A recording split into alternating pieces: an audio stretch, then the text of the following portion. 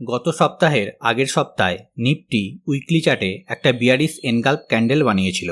তো আমরা এক্সপেক্ট করেছিলাম মার্কেটে একটা সেল অফ আসতে পারে এবং নিফটি 24,000-এর লেভেলে আসতে পারে, কিন্তু লাস্ট উইকে সবাইকে সারপ্রাইজ করে নিফটি নতুন একটা হাই বানিয়ে দেয় 25,433-এর লেভেলে এবং লাস্ট উইকের ক্যান্ডেল একটা বুলিশ এনগাল্ফ ক্যান্ডেল বানিয়েছে। তাই সামনের উইকে এখান থেকে আরও হায়ার লেভেল আমরা এক্সপেক্ট করতে পারি এবং গত শুক্রবার দিন ইউএস মার্কেটের ক্লোজিংও পজিটিভ হয়েছে। তো এই সিচুয়েশনে মার্কেট যখন অল টাইম হাইয়ের কাছে চলছে তখন অনেক স্টকই তার ব্রেকআউট লেভেলে ট্রেড করছে বা নতুন ব্রেকআউটও দিয়েছে। তো আজকে সেই রকমই 3-4টে স্টক নিয়ে ডিসকাস করব যেগুলো নেক্সট সপ্তাহের জন্য ওয়াচ লিস্টে অ্যাড রাখতে পারেন। অনেক স্টক ব্রেকআউট করেছে কিন্তু এখন এন্ট্রি নিলে risk to reward ratio favourable না, তাই 3-4টে স্টক যেগুলো risk to reward ratio favourable বলে মনে হয়েছে সেগুলোই ডিসকাস করছি। তো এই লিস্টের প্রথম স্টক গ্রাভিটা ইন্ডিয়া। তো এখানে ডেইলি চার্ট ওপেন করা আছে। স্টকটার প্রাইস অ্যাকশনটা একবার দেখুন।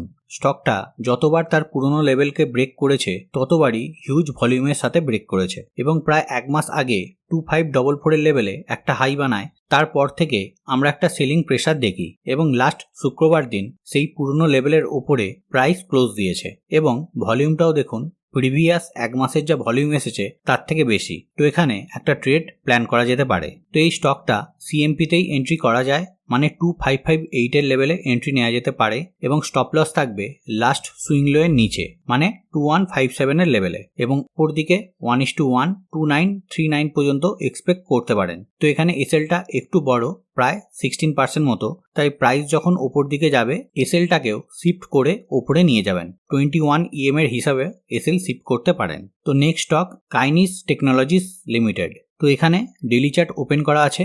আগে স্টকটার মতোই সেম প্রাইস অ্যাকশন।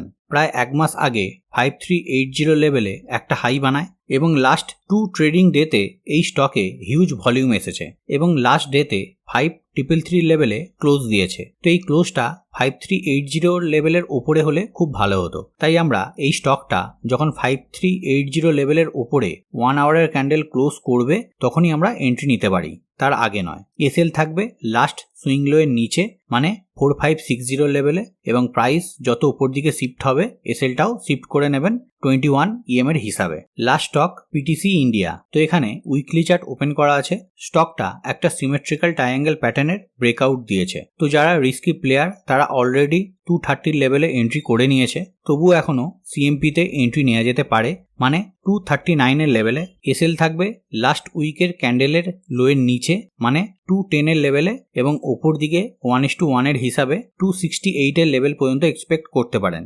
মাঝখানে 250 থেকে 254-এর লেভেলে একটা রিজেকশন আছে, ওই লেভেল টপকালে ইজিলি 268 দেখতে পাবো। তো প্রাইস বাড়ার সাথে সাথে এসএলটাও শিফট করে নেবেন। তো এখানে ডিসকাস করা 3টে স্টকই এডুকেশনের পারপাসের জন্য বলা, কোনো বাই বা সেলের রেকমেন্ডেশন নয়। তাই যে কোনো সিদ্ধান্ত নেওয়ার আগে নিজের ফিনান্সিয়াল অ্যাডভাইজারের সঙ্গে কথা বলে তবেই কোনো সিদ্ধান্ত নেবেন। তো মাঝখানে এতদিন ভিডিও না বানানোর কারণ হলো আমার হেলথ ইস্যু, যেটা আমি টেলিগ্রামে জানিয়েও ছিলাম।